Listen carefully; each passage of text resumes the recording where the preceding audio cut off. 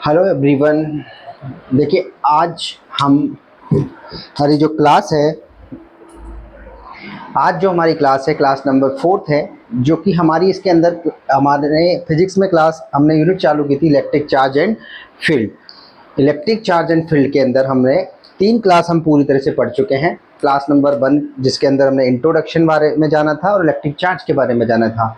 Class number 2 के अंदर हमने क्या जाना, हमने चार्ज की प्रॉपर्टीज़ क्या है वो जाना था, और क्लास नंबर 3 के अंदर हम कूलाम के नियम तक पहुंच गए थे। आज जो हमारी क्लास है वो क्लास नंबर कौन सी है? क्लास नंबर हमारी है 4। क्लास नंबर 4 है, जिसके अंदर हम पढ़ने वाले हैं vector form of the coulombs law. लेकिन अगर हम देखें तो इन क्लासों के बीच में गैप बहुत ज़्यादा हो चुका है। इसकी वजह से हम थोड़ी सी चीज़ें एक बार रिपीट कर लेते हैं, पूरी दोबारा देखते हैं एक बार जहाँ से यूनिट स्टार्ट हुई थी। और इसके अंदर हमने सबसे पहले इलेक्ट्रोस्टैटिक और इलेक्ट्रोडायनेमिक्स दोनों के बारे में सुना था। अच्छा, ये सारी क्लासेस अच्छे से सुन के फिर इस क्लास को देखना है ताकि इसमें पूरी चीज़ समझ आए। इलेक्ट्रोस्टैटिक और इलेक्ट्रोडायनेमिक्स। इलेक्ट्रोस्टैटिक का क्या मतलब था? जिसमें चार्ज कैसे रहता है रेस्ट में और क्या क्या इफेक्ट प्रोड्यूस कर सकता है, उसको हमने इलेक्ट्रोस्टैटिक्स बोला था। और इलेक्ट्रोडायनेमिक्स क्या बोला था? जिसमें चार्ज मोशन में रहता है और क्या क्या इफेक्ट प्रोड्यूस कर सकता है, उसको हमने इलेक्ट्रोडायनेमिक्स में रखा था। ये हमने पूरी बात कर ली थी और बहुत अच्छे तरीके से हमने क्लास नंबर 1 के इंट्रोडक्शन को बहुत अच्छे से समझा है। फिर हम आ गए थे इलेक्ट्रिकल चार्ज के बारे में। इलेक्ट्रिकल जो चार्ज होता है वो क्या चीज़ होता है? इलेक्ट्रिकल चार्ज क्या होता है? किसी भी मेटेरियल की वो कैरेक्टरिस्टिक्स है जो किसी अदर पार्टिकल पर फोर्स लगाकर उसको या तो रिपेल या अट्रैक्ट कर रही होती है। या इलेक्ट्रिकल चार्ज किसी भी मेटेरियल की वो प्रॉपर्टी है जो अपने चारों तरफ इलेक्ट्रिक इफेक्ट या मैग्नेटिक इफेक्ट को प्रोड्यूस या सेंस करने का काम करती है। अब इलेक्ट्रिकल जो चार्ज है उसके अंदर हमने बहुत सारे फैक्ट पढ़े थे, जो काम के वो सारे हम रिपीट कर लेते हैं। देखो, इलेक्ट्रिकल जो चार्ज होता है, तो चार्ज हो या मास हो, दोनों ही इंट्रिंसिक प्रॉपर्टी है। चार्ज और मास में हमने डिफरेंस भी पढ़े थे, जिसमें हमने बताया था कि चार्ज पॉजिटिव नेगेटिव जीरो हो सकता है, लेकिन जो मास है वो ऑलवेज पॉजिटिव होगा। चार्ज स्पीड पे डिपेंड नहीं करता है, मास स्पीड पे डिपेंड करता है, हमने ये भी पढ़ा था। उसके बाद हमने ये देखा था कि नो मटेरियल नो चार्ज होगा। उसके बाद हम जब आगे बढ़े तो हमने ये भी दिखा था कि जो लाइक चार्ज है वह रिपल्सन होगा, अनलाइक चार्ज में अट्रैक्शन होगा। इलेक्ट्रोस्टैटिक सीरीज के बारे में हमने सुना था कि ग्लास को सिल्क के साथ रगड़ने पर ग्लास पे प्लस सिल्क पे नेगेटिव आता है। क्यों? क्योंकि फेराडे के अकॉर्डिंग जो सीरीज के अंदर ऊपर ही ऊपर बैठे थे उन पे पॉजिटिव और जो नीचे बैठे हुए हैं उन पे नेगेटिव आता है। फिर हम इलेक्ट्रॉन थ्योरी के बारे में पढ़े थे। इलेक्ट्रॉन थ्योरी में हमने देखा था कि जो नॉर्मली एटम या मेटल होता है वो उस पर नेट चार्ज जीरो होता है, क्योंकि जितने प्रोटॉन्स होते हैं उतने ही इलेक्ट्रॉन्स होते हैं। अब हमें चूंकि पता है कि प्रोटॉन पे पॉजिटिव चार्ज होता है, इलेक्ट्रॉन पे नेगेटिव चार्ज होता है और न्यूट्रॉन पे जीरो चार्ज होता है। अगर किसी में प्रोटॉन की संख्या इलेक्ट्रॉन की संख्या से ज़्यादा है तो वहाँ धनावेश पॉजिटिव चार्ज होगा। अगर इलेक्ट्रॉन ज़्यादा है प्रोटॉन से तो वो नेगेटिव चार्ज होगा। प्रोटॉन और इलेक्ट्रॉन दोनों बराबर हैं तो उस पर नेट चार्ज जीरो होगा और वो बॉडी न्यूट्रल हो जाएगी। अगर पॉजिटिव चार्ज है तो इसका मतलब है उसमें इलेक्ट्रॉन का लॉस हुआ है और मास का डिक्रीज हुआ है। अगर नेगेटिव चार्ज है तो इसका मतलब है उस पर इलेक्ट्रॉन गेन हुए हैं और मास भी इंक्रीज हुआ है। बहुत अच्छे से समझे सारी प्रॉपर्टीज़ को, लेकिन ये जो क्लास है तब समझ आएगी जब क्लास 1, 2 और 3 अच्छे से पढ़ी होगी। जिन्होंने क्लास 1, क्लास 2, क्लास 3 नहीं पढ़ी है उसको ये क्लास समझ नहीं आएगी, बहुत कम समझ आएगी। तो प्लीज़ पहले क्लास 1, 2 और 3 को अच्छे से पढ़ कर आए और वो पूरी एनसीईआरटी पे बेस्ड है, अच्छे से समझे उसके बाद इस क्लास को पढ़े, क्योंकि ये क्लास पूरी रिवीजन वाली क्लास हो जाएगी। फिर हम आगे बढ़े थे और आगे बढ़कर हमने देखा था कि जो चार्ज है उसमें हमने पॉजिटिव का मतलब समझा, नेगेटिव का मतलब समझ लिया और इस तरह से हम आगे बढ़े थे, बहुत सारी चीज़ें हम पढ़े थे। तो इस तरह से हमने आगे पढ़ा कि किसी भी बॉडी पे अगर हमको चार्ज को डिटेक्ट करना है तो हम एक डिवाइस काम लेते हैं जिसका नाम था कॉल्ड लीप इलेक्ट्रोस्कोप, और उसकी क्या प्रोसेसिंग है, कैसे वो काम करती है, हमने इसको पूरी क्लास के अंदर पढ़ा। फिर हम आगे आए थे और आगे आकर हमने देखा था कि अगर कोई चार्ज पार्टिकल रेस्ट में है तो ओनली इलेक्ट्रिक इफेक्ट प्रोड्यूस करेगा या इलेक्ट्रिक फील्ड प्रोड्यूस करेगा। अगर वो कांस्टेंट वेलोसिटी के साथ मोशन में है तो वो इलेक्ट्रिक फील्ड के साथ मैग्नेटिक फील्ड प्रोड्यूस करेगा। अगर कोई चार्ज पार्टिकल कांस्टेंट वेलोसिटी के साथ नहीं मूव कर रहा है, मतलब वो एक्सेलरेशन के साथ मूव कर रहा है, तो वो इलेक्ट्रिक फील्ड, मैग्नेटिक फील्ड और इलेक्ट्रोमैग्नेटिक वेव को प्रोड्यूस करेगा। उसके बाद हमने ये भी देखा था कि अगर कोई यूनिफॉर्म सरफेस है तो उस पर चार्ज का डिस्ट्रीब्यूशन यूनिफॉर्मली होता है, और अगर नॉन यूनिफॉर्म है तो उस पर जो चार्ज का डिस्ट्रीब्यूशन है sigma is inversely proportional to the 1/r के हिसाब से होता है। जहाँ रेडियस कम होगी वहाँ सरफेस चार्ज डेंसिटी ज़्यादा होगी। हमने ये सारी बातें बहुत अच्छे तरीके से पढ़ी है, तो पहले उन वीडियोज़ को अच्छे से देखो। उसके बाद जैसे ही हमारा चार्ज ख़त्म होता है, अच्छा चार्ज के बारे में एक दो बातें और हैं, जैसे कि चार्ज कौन सी क्वांटिटी है, स्केलर, और चार्ज का जो एसआई मात्रक है वो क्या है, कूलाम, जिसको हम क्या लिख सकते हैं, एम्पियर इंटू सेकेंड। और हमने ये भी देखा था कि एक कूलाम बराबर 3 × 10⁹ ESU होते हैं, और हमने साथ में ये भी देखा था कि एक EMU बराबर 10 कूलाम भी होता है। फिर हमने कंडक्टर, इंसुलेटर और सेमीकंडक्टर के बारे में जाना था, जिसमें कंडक्टर क्या चीज़ थी, कंडक्टर का मतलब था जिसमें चार्जेस का फ्लो इजीली हो जाता है, जैसे कि ऑल मेटल्स, अर्थ, ह्यूमन बॉडीज़ सारी इसमें अंदर आती है। इंसुलेटर क्या था, जिसमें चार्जेस का फ्लो नहीं होता है, जैसे कि प्लास्टिक, रबड़ और भी बहुत सारी चीज़ें थी, वो हो गई। सेमीकंडक्टर क्या होता है, जो लो टेम्परेचर पर कंडक्टर की तरह और हाई टेम्परेचर पर इंसुलेटर की तरह बिहेव करे, उसे हमने सेमीकंडक्टर बोला था। और हम आगे बढ़े थे और उसमें हमने एक पॉइंट भी देखा था कि अगर किसी की कंडक्टिविटी मोर है तो वो बेटर कंडक्टर है, और किसी की डाइलेक्ट्रिक डिस्टेंस ज़्यादा है तो वो बेटर इंसुलेटर है। उस साथ में हमने देखा कि जो एयर है वो इंसुलेटर की तरह बिहेव करती है, लेकिन जब उसको हाई वोल्टेज पे दिया जाता है तो वो कंडक्टर की तरह बिहेव करती है। इसीलिए dielectric strength of the air जो होती है वो हमने देखी थी 3 × 10⁶ न्यूटन बाई कूलाम थी। तो ऐसे करके हमने ये टॉपिक भी यहाँ पे कंप्लीट कर लिया था।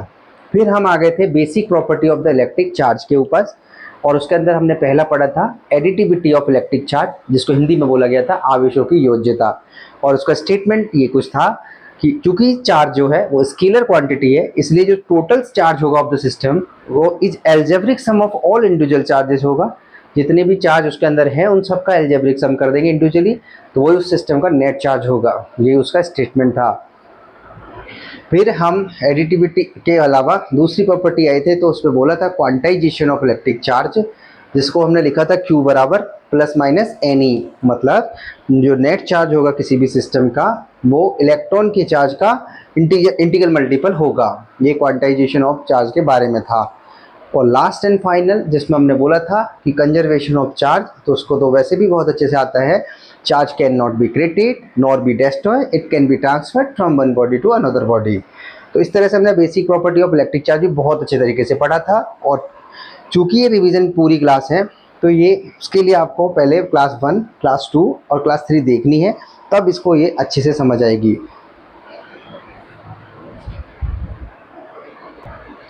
अब देखें, हमने इसके बाद पढ़ा method of charging. Method of charging में हमने 3 मेथड पढ़े। पहला कौन सा था, charging by friction. Charging by friction में क्या था कि एक बॉडी को दूसरी बॉडी के साथ क्या करते हैं, रब करते हैं, रगड़ते हैं, जिससे लो वर्क फंक्शन वाली जिसका कार्यफलन कम है वो क्या करती है, इलेक्ट्रॉन का लॉस कर जाती है, जिससे उस पर प्लस और दूसरी पर माइनस आ जाता है, और इस तरह से दोनों बॉडी चार्ज हो जाती है। दूसरा मेथड हमने पढ़ा था चार्जिंग बाई कंडक्शन, जिसमें हम अनचार्ज बॉडी को चार्ज बॉडी के कांटेक्ट में लाते थे, और जिससे कांटेक्ट में आकर वो चार्ज जो है वो अनचार्ज बॉडी पर फैल जाता है यूनिफॉर्मली, और इस तरह से वो बॉडी चार्ज हो जाती थी। थर्ड जो हमने पढ़ा वो था चार्जिंग बाय इंडक्शन, और उसके अंदर हमने 2 मेथड पढ़े, विथ ग्राउंडिंग और with out grounding. With grounding में हमने क्या किया, एक अनचार्ज बॉडी ली, उसके पास पॉजिटिव रॉड लाए, और उसको फिर लास्ट में थर्ड स्टेप में हमने अर्थिंग कर दी, जिससे क्या हुआ, अगर पॉजिटिव रॉड है तो नियरेस्ट सरफेस पे माइनस, दूर वाली सरफेस पे प्लस, जिससे प्लस पूरा अर्थ के अंदर चला गया था, और लास्ट में हमने अर्थिंग बार हटा दिया था, जिससे वो जो पॉजिटिव रॉड के कारण जो माइनस है वो पूरी तरह से फैल जाएगा, और वो रॉड को भी हम हटा देंगे लास्ट में। इस तरह से वो जो है नेगेटिवली चार्ज बॉडी बन गई थी। दूसरा मेथड हमने अपनाया था विदाउट ग्राउंडिंग, उसमें हम 2 चार्ज बॉडी को एक दूसरे के कांटेक्ट में लाए थे, अनचार्ज थी स्टार्टिंग में, फिर हम पॉजिटिव रॉड लाए, तो पास वाली सरफेस पे नेगेटिव, दूर वाली सरफेस पे पॉजिटिव, और फिर हमने अलग अलग किया, फिर रॉड को हटा दिया, तो इस पे से एक पे नेगेटिव और दूसरे पे पॉजिटिव चार्ज डेवलप हो गया। इस तरह से हमने चार्जिंग बाई इंडक्शन पढ़ा। उसके बाद हम आगे थे, हमने बेसिक प्रॉपर्टी चार्ज के बारे में सारी चीज़ पढ़ी, और उसके बाद हम आए थे इलेक्ट्रिकल परमेबिलिटी। तो इलेक्ट्रिकल परमिटिविटी से पहले शायद हमारा फोर्स रह गया है, फोर्स को पढ़ते हैं हम, कूलम्ब्स लॉ। तो देखिए हमारा कूलम्ब्स लॉ छूट रहा था। कूलम्ब्स लॉ ने क्या बोला था कि दो पॉइंट चार्ज है जो एक दूसरे से आर दूरी पर है, पॉइंट चार्ज एक दूसरे से आर दूरी पर, तो उनके बीच में जो अट्रैक्शन या रिपल्सन का जो फोर्स लगेगा वो दोनों चार्जेस की प्रोडक्ट के डायरेक्टली प्रोपोर्शनल होगा, और जो बीच की जो डिस्टेंस है उसके इन्वर्सली स्क्वायर, उनकी जो डिस्टेंस है उसके स्क्वायर के इन्वर्सली प्रोपोर्शनल होगा।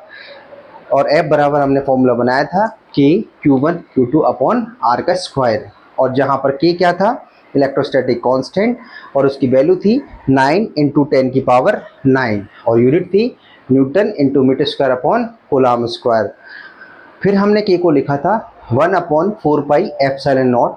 एप्सिलॉन नॉट क्या था यहाँ पर, electrically permittivity of free space, निर्वात की विद्युतशीलता, जिसकी वैल्यू थी 8.85 इंटू 10 की पावर -12, और यूनिट थी coulomb square upon newton into metre square. और डायमेंशन हम आराम से निकाल लेंगे इनकी।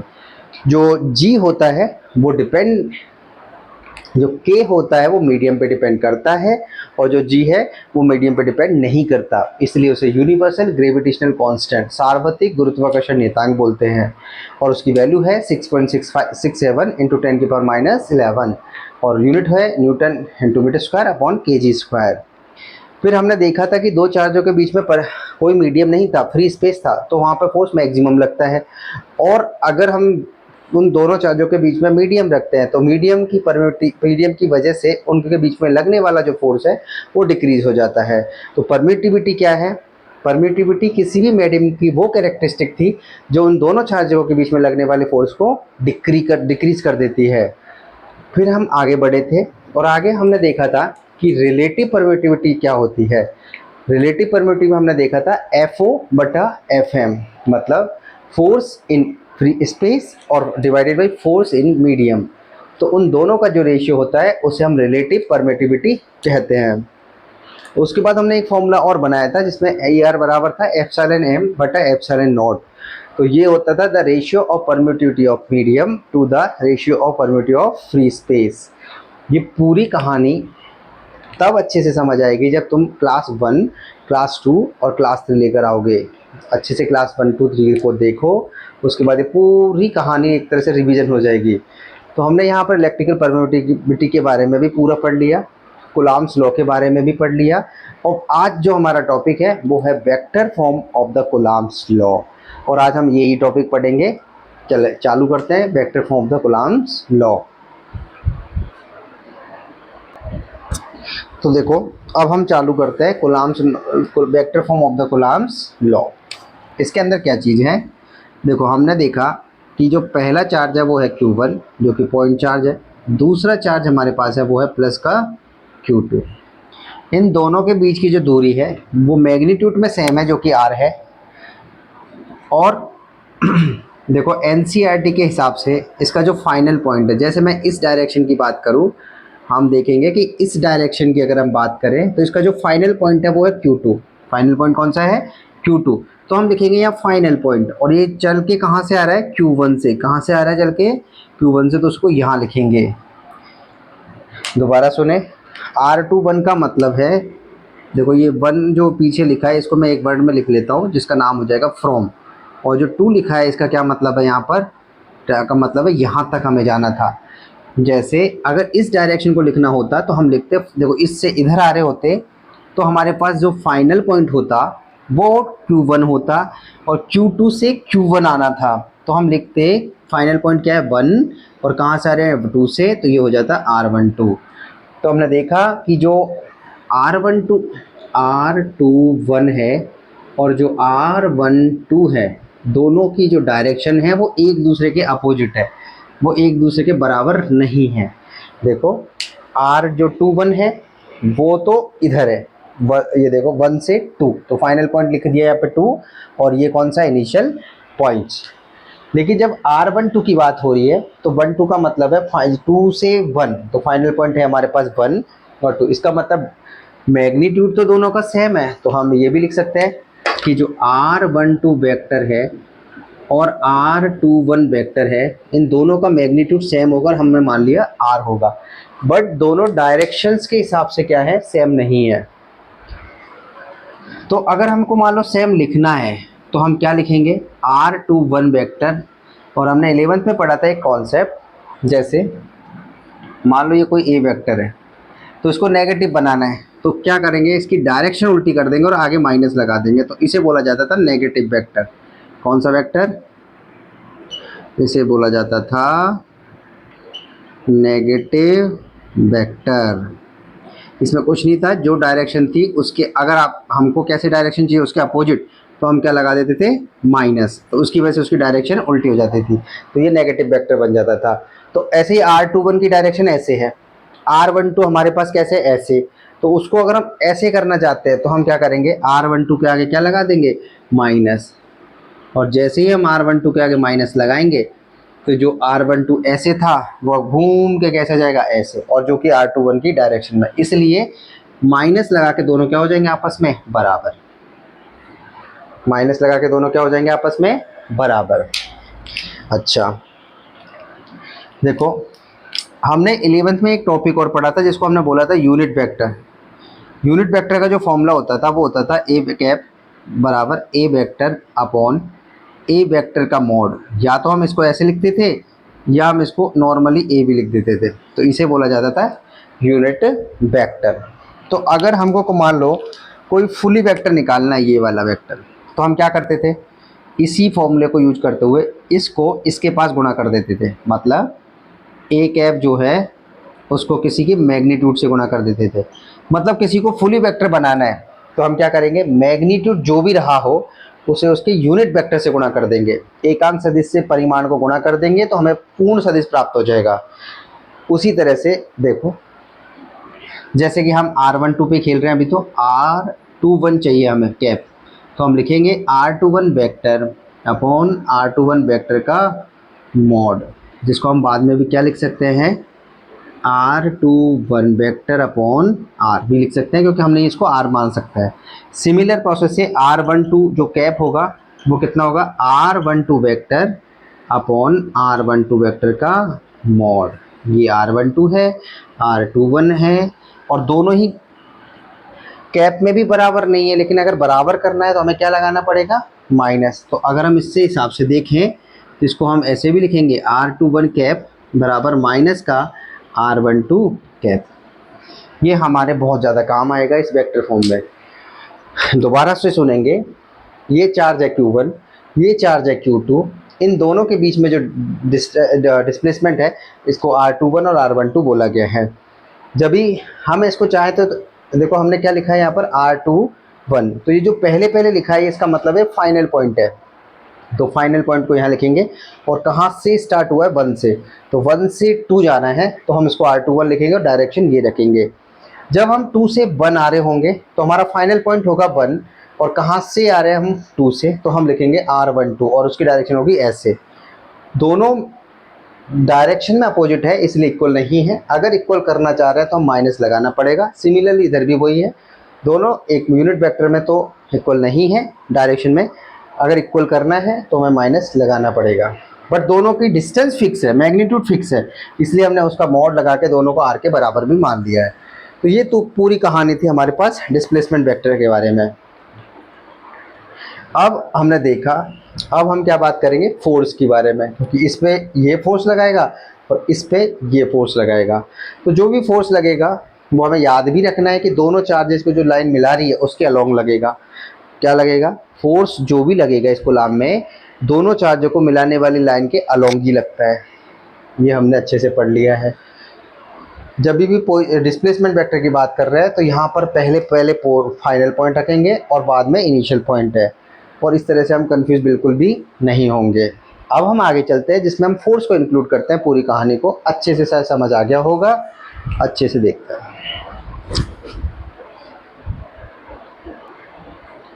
देखो अब हम फोर्स के बारे में बात करेंगे, दोबारा से हम डायग्राम बना लेते हैं एक बार। जैसे ये q1 था और अब ये q2 था। अगर हमें ये डायरेक्शन चाहिए तो फाइनल पॉइंट कौन सा हमारा 2, अब हम सीधा लिख देंगे। और अगर हम ऐसे आ रहे हैं तो इसको लिख देंगे r12 कैप। अब हमें पता है कि जैसे कि ये भी प्लस चार्ज है और ये भी प्लस चार्ज है, तो हम मान लो इस पे फोर्स निकाल रहे हैं, तो हम क्या करेंगे, इस पे जिस पे भी फोर्स निकालना है उसके पास दूसरे को लेकर जाएंगे, जैसे इसको लेकर जाएंगे और ये प्लस है, तो होगा क्या, अगर हमने देखा होगा कि जो मैग्नेट सेम सेम मैग्नेट होती है, तो जब वो जो रेस्ट में रखी होती है उसको लेता है तो वो दूर भागती है, तो इसमें जो फोर्स की डायरेक्शन होगी वो कैसे होगी, रिपल्सन टाइप की। तो ये जो देखो फोर्स यहाँ लग गया हमारा फोर्स, ऐसे ही जब इस पे फोर्स निकाल रहे हो उसके कारण, तो वो भी दूर की तरफ होगा, मतलब रिपल्सन फोर्स होगा। अब हम लिखेंगे किस पे किसके कारण फोर्स है, तो ये जो फोर्स है वो 2 पर है और किसके कारण है, 1 के कारण, और यहाँ वेक्टर लगा देंगे। ये जो फोर्स है वो 1 पर है और किसके कारण है, 2 के कारण, तो इसको हम लिख देंगे F12 वेक्टर। अगर अब देखें तो हमने R12 और R21 का तो कॉन्सेप्ट कंप्लीट कर लिया है, और हम कूलाम के नियम से मैग्नीट्यूड तो पूरा पढ़कर आए हैं कि मैग्नीट्यूड जो होता है वो होता है K Q1 Q2 upon R का स्क्वायर।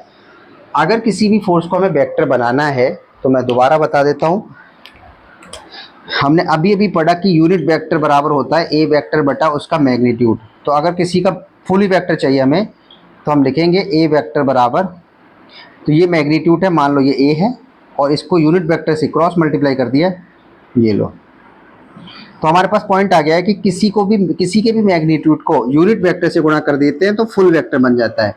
तो इसी तरह से जब हम F21 निकाल रहे होंगे, पहले तो F21 का मतलब क्या है, कौन से की, तो इसका मतलब है फोर्स ऑन Q2 चार्ज, क्योंकि जिस पे निकाल रहे होते हैं उसको आगे लिखा जाता है, जैसे यहाँ ही लिख देता हूँ मैं, इसका मतलब होता है ऑन, इस पे निकाल रहे हैं, और 1 का मतलब है ड्यू टू, इस 1 के कारण।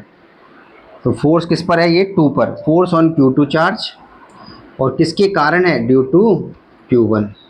तो हम वेक्टर फॉर्म लिख रहे हैं अब फोर्स की, तो F21 बराबर के, तो पहले तो मैग्नीट्यूड लिख देते हैं K Q1 Q2 upon R का स्क्वायर। अब हमें लिखना होगा इसका यूनिट वेक्टर, क्योंकि हमने देखा था कि मैग्नीट्यूड को यूनिट वेक्टर से गुणा करने पर ही हमें वेक्टर फॉर्म मिलेगी।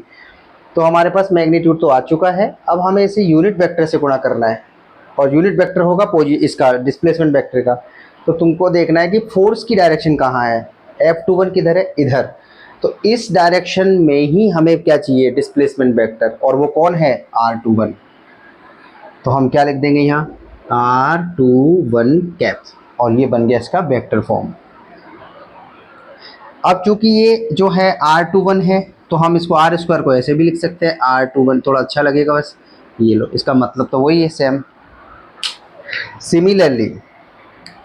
सिमिलरली अगर हम F12 लिखेंगे तो हम क्या लिखेंगे, पहले K Q1 Q2 upon R square लिख देते हैं। अब F12 देखो इधर है, तो हमें इसी डायरेक्शन वाला डिस्प्लेसमेंट वेक्टर चाहिए, और वो कौन है, R12, इसलिए यहाँ लिखेंगे R12 कैप। क्योंकि ये R स्क्वायर है थोड़ा सा अच्छा लगेगा, तो R12 वेक्टर और उसका क्या स्क्वायर, हमने F12 F21 का वेक्टर फॉर्म लिख दिया, क्योंकि ये तो हमारे पास मैग्नीट्यूड फॉर्म था, और ये इन दोनों का क्या है, वेक्टर फॉर्म, जिसमें मैग्नीट्यूड भी है और यूनिट वेक्टर भी है। मैग्नीट्यूड को यूनिट वेक्टर से गुणा करने पर वो फुली वेक्टर में कन्वर्ट हो जाता है, ये हम 11th में पढ़ चुके हैं। तो हमने देखा कि फोर्स निकाल दिया हमने वेक्टर फॉर्म में। अब हम चाहें तो इसको खोल सकते हैं, R21 को वेक्टर में भी कन्वर्ट कर सकते हैं, जैसे अगली स्टेप में हम वही करते हैं, वेक्टर फॉर्म में इसको कंप्लीट करते हैं। अब देखो हम R21 और R12 को खोलेंगे पूरे को, तो अभी हमने देखा कि जो F12 वेक्टर था वो कितना आया था, K Q1 Q2 upon R12 vector का मॉड और उसका स्क्वायर इंटू R12 कैप। अब हम इसको क्या लिख सकते हैं, K Q1 Q2 upon R12 vector का मॉड और उसका स्क्वायर इंटू, अब हम कैप को खोलना जानते हैं अच्छे से, यूनिट वेक्टर बराबर क्या होता है, ए वेक्टर अपॉन ए वेक्टर का मॉड।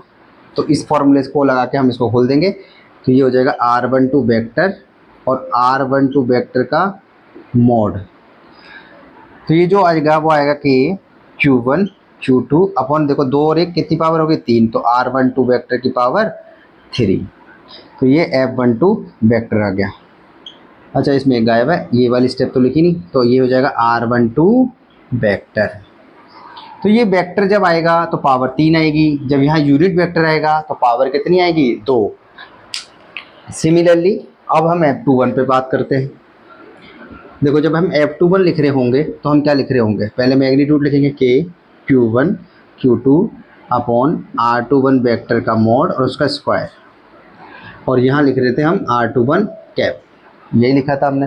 तो देखो जब कैप है तो स्क्वायर है, और जब इसको वेक्टर में कन्वर्ट कर देंगे तो जो पावर आएगी वो 3 आ जाएगी। तो वो क्या आ जाएगी, F21 बराबर K Q1 Q2 upon R21 vector और उसका square into R21 vector upon R21 vector का मोड। अब 2 और 1 3 पावर हो गई है, K Q1 Q2 upon R21 vector और उसकी पावर 3 इंटू R21 वेक्टर, और ये हो गया तुम्हारा F21। तो हमने इसको फुली वेक्टर में भी देख लिया, यूनिट वेक्टर की फॉर्म में भी देख लिया। कंफ्यूज बिल्कुल नहीं होना है, जब यूनिट वेक्टर होता है तो पावर 2 होती है इधर, और जब इस यूनिट वेक्टर को खोल देते हैं तो इसकी वजह से पावर 3 आ जाती है फुली वेक्टर में। ऐसे सिमिलर इसमें होता है। अब हम देख रहे हैं कि F12 में, अब ध्यान से देखें, अगर हम F12 वेक्टर और F21 वेक्टर दोनों इक्वल नहीं हो सकते अगर हम इसमें थोड़ा सा चेंज ना करें, क्योंकि इसमें आ रहा है R12 और इसमें आ रहा है R21, और हम अभी अभी देख चुके हैं कि जो R12 है या R21 है वो एक ही केस में बराबर थे जब मैंने माइनस लिख लिया था, तो ऐसे इसमें भी क्या आ जाएगा, माइनस, क्योंकि हम जैसे ही इसकी जगह क्या पुट करेंगे, R21 की जगह क्या पुट करेंगे, R-12, तो ये पूरा फॉर्मूला ये आ जाएगा, और उसके आधार पर हमने देखा कि माइनस आ गया जाएगा। नहीं आया समझ, दोबारा रख के देख लेंगे हम एक बार, चलो रख के देख लेते हैं। चलो वैल्यू पुट करते हैं।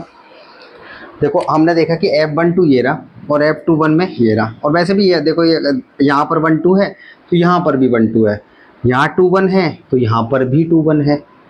अब हमें क्या पुट करना है कि हमने देखा था कि अभी R12 कैप जो है वो माइनस का R21 कैप के बराबर है, तो हम किसी एक में वैल्यू पुट कर देते हैं। तो मान लिया कि हमने क्या किया, इसके अंदर पुट कर दिया, तो जैसे ही हम पुट करेंगे F12 वेक्टर बराबर तो हो जाएगा K Q1 Q2 upon R12 vector का मॉड और उसका स्क्वायर, और यहाँ आ जाएगा माइनस, हम इसकी जगह पुट कर रहे हैं इसको, माइनस तो है ही, और साथ में क्या जाएगा R21 कैप। इस माइनस को हम आगे ले लेंगे अब, तो ये जो बन जाएगा वो ये बन जाएगा F12 वेक्टर बराबर माइनस, और ये बन जाएगा K Q1 Q2 upon R12 vector का स्क्वायर इंटू R21।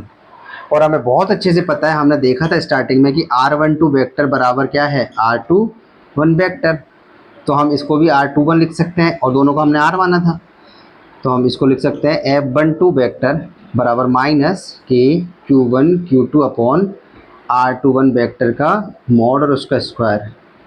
और अब ध्यान से देखेंगे तो ये F21 का फॉर्मूला हमारे पास आ चुका है, ये जो कंप्लीट फॉर्मूला आया ये F21 का है, तो F12 बराबर माइनस का F21 वेक्टर।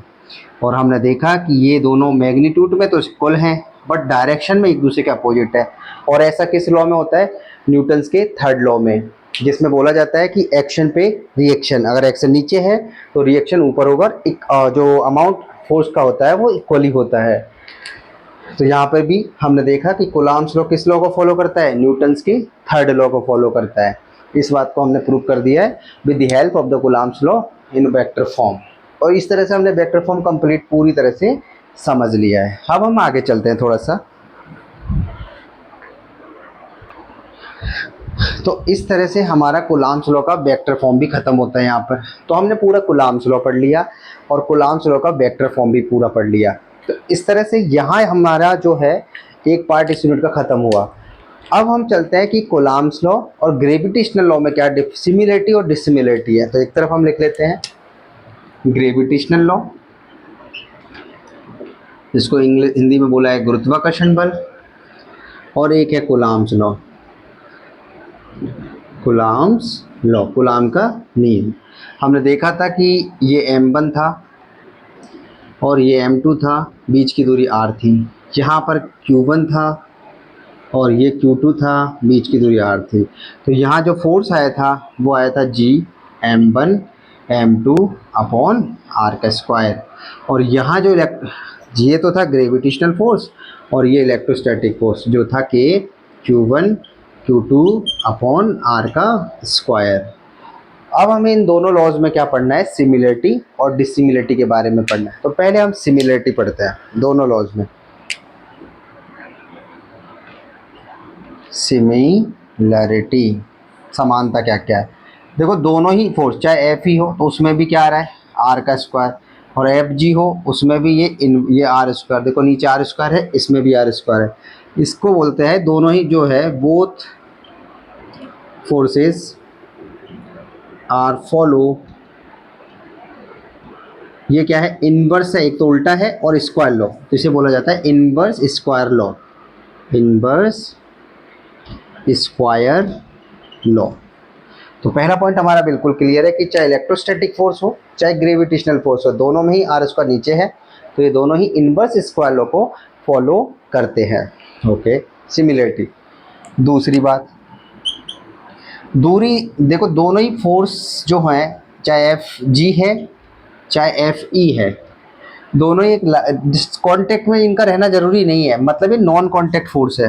एफ ई और एफ जी दोनों ही कैसे हैं, नॉन कांटेक्ट फोर्स है। मतलब ये कुछ दूरी पे भी लग सकता है, जैसे कि इन दोनों के बीच में दूरी आर है तो यहाँ पे फोर्स लग सकता है, ऐसा नहीं है कि इनको कांटेक्ट में होना जरूरी है। तो इसलिए ये नॉन कांटेक्ट फोर्स भी है, नॉन असंपर्क बल भी हैं, नॉन कांटेक्ट फोर्सेस भी हैं।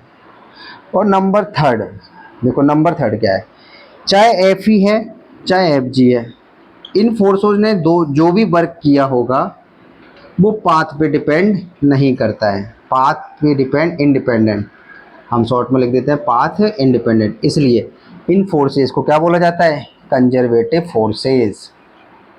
कंजर्वेटिव फोर्सेस, जो कंजर्वेटिव फोर्स क्या होता है, जिनके द्वारा किया गया वर्क उसके पाथ पे डिपेंड नहीं करता है, उसे बोला जाता है कंजर्वेटिव फोर्सेस। तो तीन सिमिलरिटी हमने लिखी।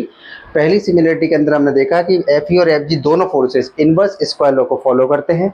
नंबर टू, एफ ई और एफ जी दोनों ही नॉन कॉन्टेक्ट फोर्स हैं। और नंबर थर्ड, एफ ई और एफ जी कंजर्वेटिव फोर्सेस भी है, बिकॉज क्या होता है इनके ज़्यादा जो वर्क है वो पाथ पे डिपेंड नहीं करता है। ये तो थी सिमिलरिटीज़। अब इसी तरह से हम पढ़ते हैं इसकी डिसिमिलरिटीज़। तो अब हम चालू करते हैं डिसिमिलरिटी से। देखो डिसिमिलरिटी से पहले हमारा सिमिलरिटी में एक पॉइंट रह गया जिसका नाम था कि जो एफ ई है और एफ जी है दोनों चाहे जैसे कि एफ जी है तो ये जो एफ जी है दोनों मास को जोड़ने वाली लाइन है उसके अलोंग लगेगा। ऐसे ही एफ ई है, दोनों चार्जेस को जोड़ने वाली जो लाइन है उसके अलोंग लगता है, इसलिए दोनों फोर्सेस अलोंग द लाइन लगते हैं जो कि चार्ज या मास को जोड़ने वाली होती है। अब डिसिमिलरिटी में हम देखें तो हमने देखा था कि चार्जेस पॉजिटिव नेगेटिव हो सकता है, इसलिए जो एफ ई है वो आपका रिपल्सिव और अट्रैक्टिव दोनों टाइप का हो सकता है, प्रतिकर्षित और आकर्षित प्रकार का हो सकता है। जबकि जो एफ जी है वो हमेशा कैसे होगा, ऑलवेज अट्रैक्टिव, ऑलवेज अट्रैक्टिव, हमेशा आकर्षण प्रकृति का होगा। नंबर टू में हमने देखा था, नंबर टू क्या है, हमने देखा था कि जो एफ ई है वो डिपेंड करता है माध्यम पे, तो हम लिखेंगे डिपेंडेंट ऑन मीडियम। और जो एफ जी है वो does not depend on medium, हमने देखा। थर्ड पॉइंट हमने देखा था कि स्टार्टिंग में इंट्रोडक्शन में पढ़ लिया था कि जो एफ ई है वो एफ जी से बहुत ज़्यादा स्ट्रॉन्ग होता है, और अगर हम डेटा की बात करें तो वो 10⁻39 टाइम्स होता है एफ जी से। जो इलेक्ट्रोस्टैटिक फोर्स है वो एफ जी से 10⁻39 टाइम्स ज़्यादा स्ट्रॉन्ग होता है। और चौथी बात अगर हम देखें तो एफ ई जो है चार्ज पे और डिस्टेंस पे करता है, और एफ जी मास पे और डिस्टेंस पे करता है। तो ये हमारी क्या थी, डिसिमिलरिटीज़। तो हमने सिमिलरिटीज़ और डिसिमिलरिटीज़ कंप्लीट पूरी तरह से पढ़ लिया है। डिसिमिलरिटी में हमने एक बार वापस से देख लेते हैं। डिसिमिलरिटी में पहला क्या है, ये अट्रिपल्सिव अट्रैक्टिव टाइप का हो सकता है, एफ जी हमेशा अट्रैक्टिव टाइप का होगा। एफ ई जो है वो डिपेंडेंट मीडियम पे डिपेंड करता है और ये डिपेंड नहीं करता मीडियम पे, और ये एफ ई एफ जी से काफ़ी ज़्यादा स्ट्रॉन्ग होता है।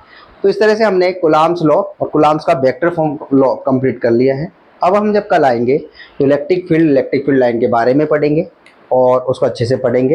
ये जो पूरी क्लासेस चल रही है ये पूरी एनसीईआरटी पे बेस्ड है, तो जितने भी सीबीएसई हो चाहे अदर बोर्ड्स हो, सब में ये काम आने वाला है।